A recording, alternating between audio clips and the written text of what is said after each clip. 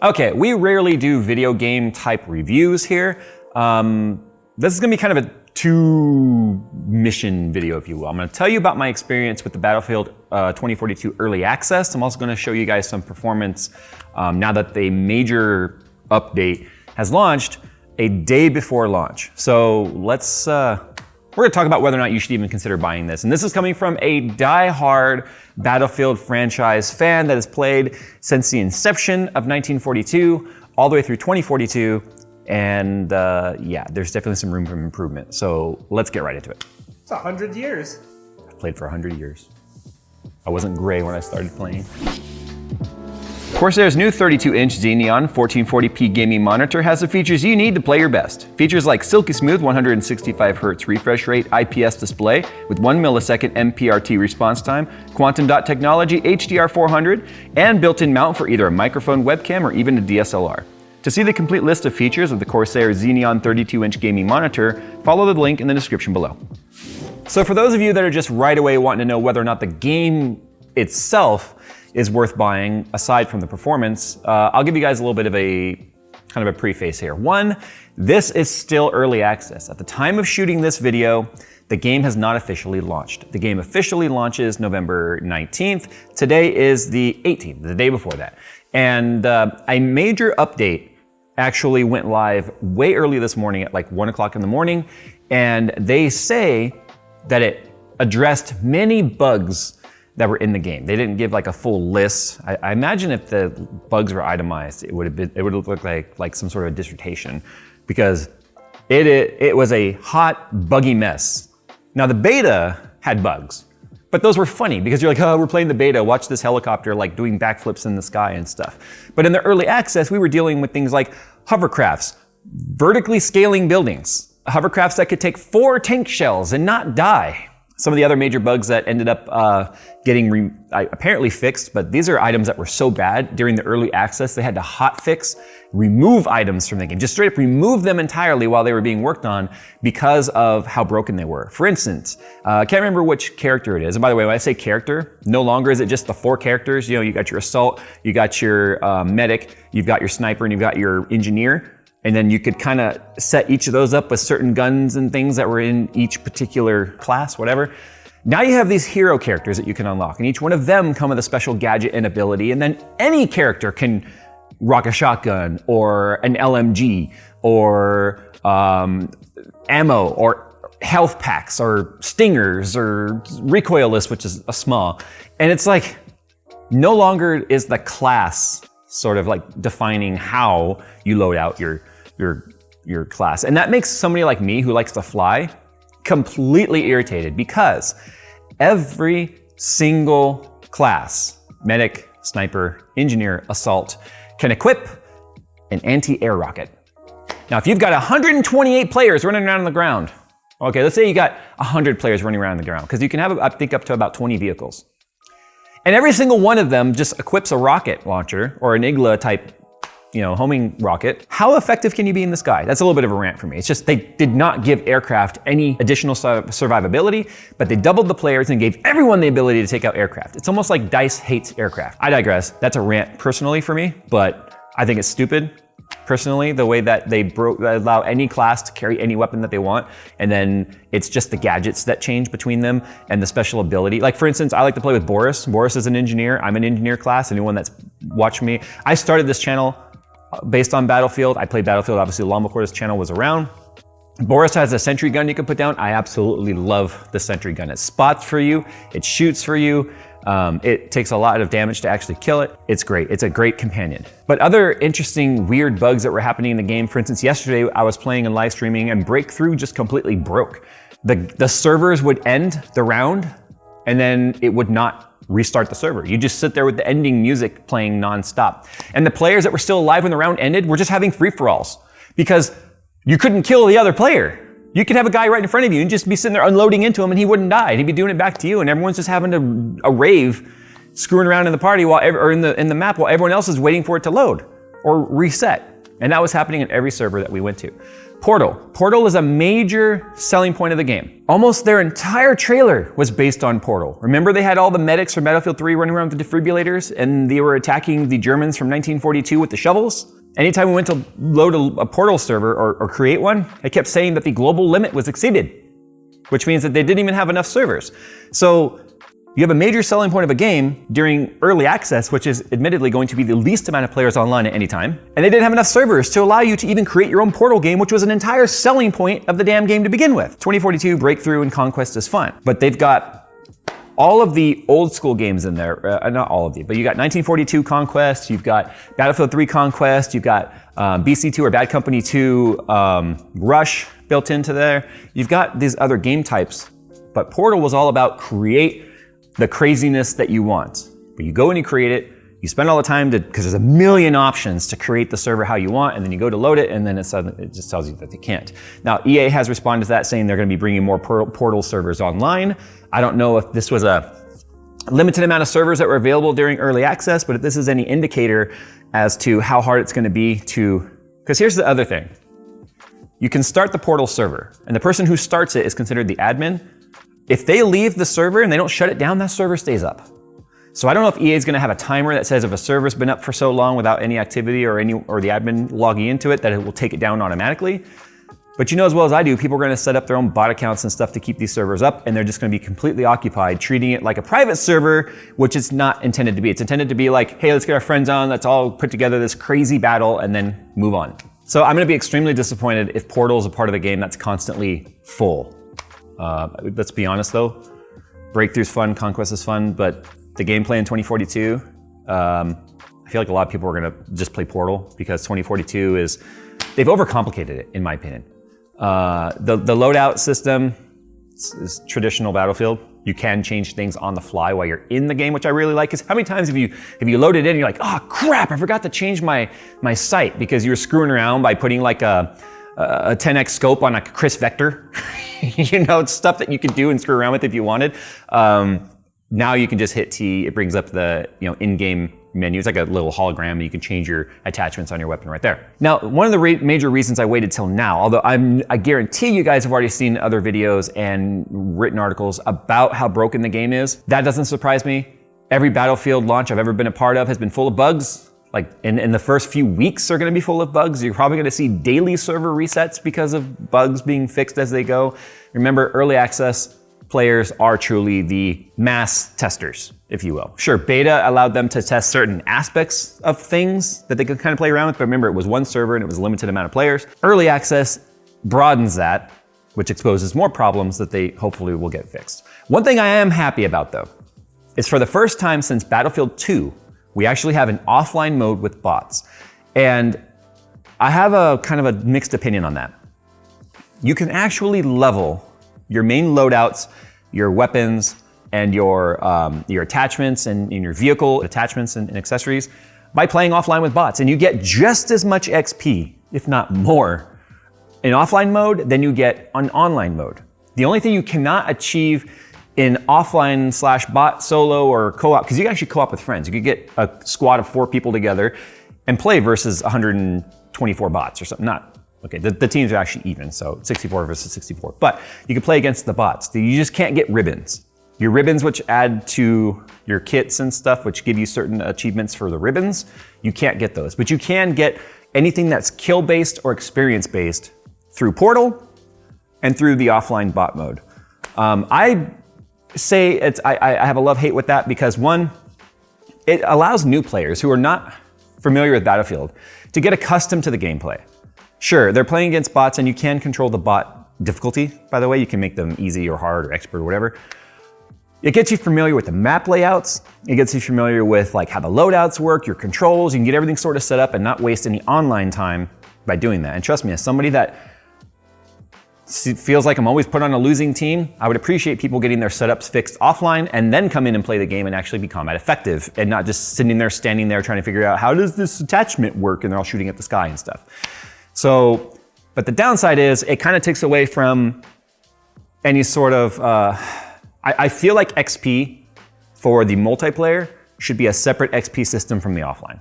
I really do. I think that should be broken apart. I don't think you should be able to get yourself to level 50 offline and get all your attachments and stuff and then go into multiplayer. On the flip side, the player that's all used to playing bots is gonna get absolutely wrecked in multiplayer because even the hard bots are not as hard as actual humans controlling characters and making real decisions rather than bots that just stand there when you start shooting them. I don't feel like it lives up to the expectations that we were given during the trailers. It just feels like Battlefield 3, but a little bit more modern, if you will. So with my opinion out of the way, let's go ahead and load up the game. Actually, it's already loaded up. I've got a 3080 Ti on here and a 4K monitor. We're gonna play with some settings and show you how the FPS impact is. I'm glad I waited till now because this latest patch and latest driver from NVIDIA also are supposed to increase performance. So we'll go from there, we'll change some settings, and then we're gonna throw a 2060 on there, which is much more realistic for what people might have in their system. I'm sure anyone older than 2060 is like, you know me, I'm just sitting here with the blah, blah, blah. It's sure as heck more realistic than a 3080 Ti. So let's see how the performance is. All right, so this is Breakthrough. This is the map. The specialist here is I called the, you unlock more as you go. I like playing with Boris, he's my favorite. Performance-wise, this is definitely improved. Look, this is the first thing people have noticed is like the GPUs are not being fully utilized. But as you can see in 4K, getting 123 FPS. Now this is and this is just this map facing this way, right? So this is obviously gonna be indicative of the map that you're on, how much is going on around you. Now this is with DLSS on performance right now. DLSS is a tech built into NVIDIA graphics cards that I absolutely, positively believe everyone should use. Without DLSS, there's really no change. Now I started to tell Phil about this offline. DLSS was not having much of an effect on my performance at home, which I'm running at 3090. This is slightly below 3090, obviously. If I go DLSS Ultra Performance, see, nothing's really happening.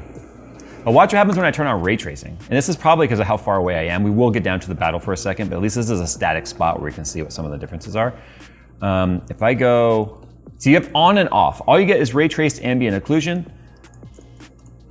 Off and on, so if I turn it on now, whoa, there we go. So we lost about 30 FPS right here.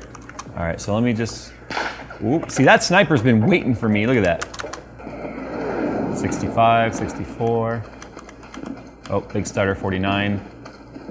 60, 57. There's a nice bug for you.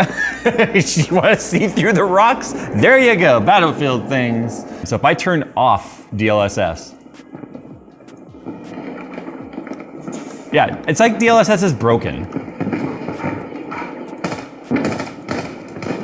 I do not have the right gun to, look at that, down to 37. But if I go ahead and turn off,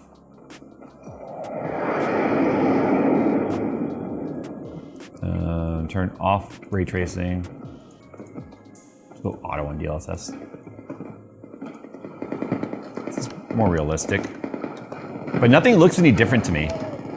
But the stutter, another huge stutter right there, 20 FPS drop in the stutter. So now what if we drop down to 1440? That's a much more realistic number. So 1440p, back to about 100 FPS. Whoa. That was close. Yeah, is he being chased? Yes, he is. So yeah, 1440p with a 3080 Ti clearly is fine. I mean, I would expect it to be.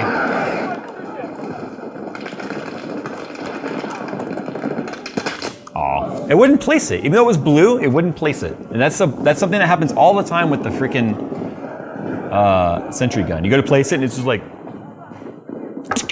So what if I go 1080p?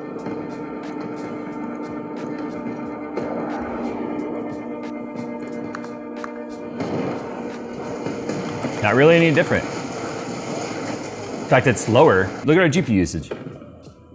Our CPU is also low, so that's not bottleneck. That's just poor engine optimization. So the problem with testing like this is the fact that there's no built-in benchmark, and yes, although built-in benchmarks are often not necessarily indicative of real-world performance, because the CPU usually doesn't get hit as hard. It's also hard in these environments because everything's different. The players are in different spots, they're doing different things, different explosions. This guy, what is he doing?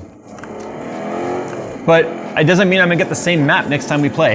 So I'll have to do the thing where I keep entering and leaving the map until we get the same map. Because two maps can have completely different performance behaviors. But because when you go from 4K down to 1440 and it's a non-integer scale, it means 4 pixels don't make up one bigger pixel for like the larger pixel size for 1440, it'll start to look blurry.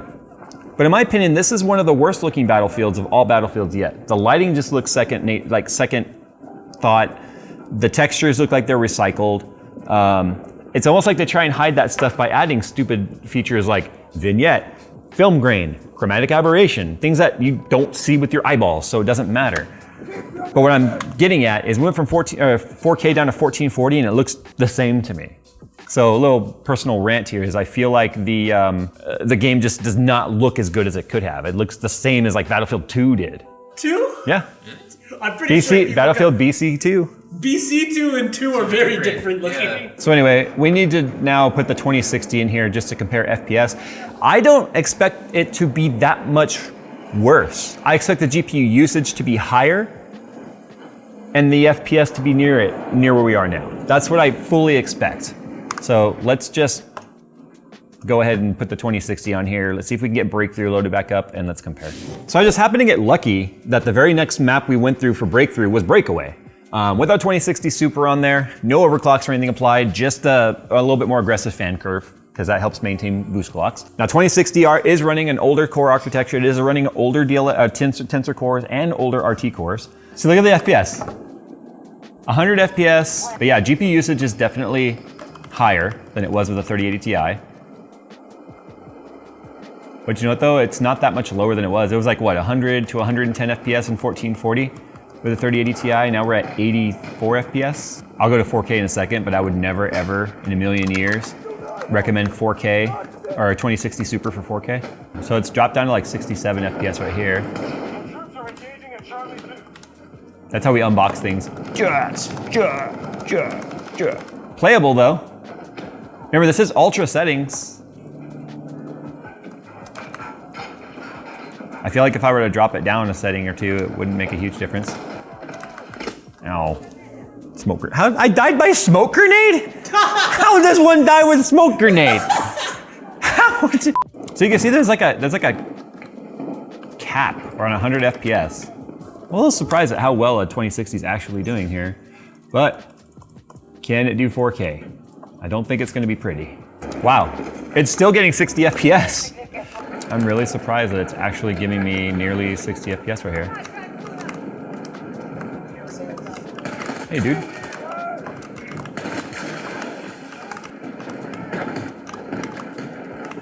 Just put it down. It's a tripod, it can go anywhere. I mean, we're getting pretty close to 60 FPS, like high 50s on 4K. Not bad. So DLSS is on auto, so ultra performance. I would assume it would go straight to ultra performance. No, maybe not, because now we're in the 60s. So it was probably on balanced. I feel like auto balance would be the auto setting, personally. So I'm gonna go back to 1440, and I think that's like 1440, 2060 Super, Battlefield 2042. Ultra settings, actually let's go down one. Let's go down to high. Didn't change too much.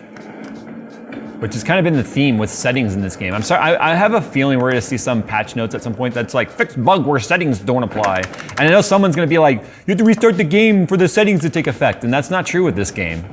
Ray tracing, DLSS, I can definitely tell the textures and stuff changed with high, are all absolutely changed on the fly. But again, the FPS is gonna fluctuate a lot because there's so much happening. All right, I'm gonna finish up this match and then we'll give you guys some final performance thoughts here and recommendations after I spent, I don't know, I probably spent about 20 hours playing this game now.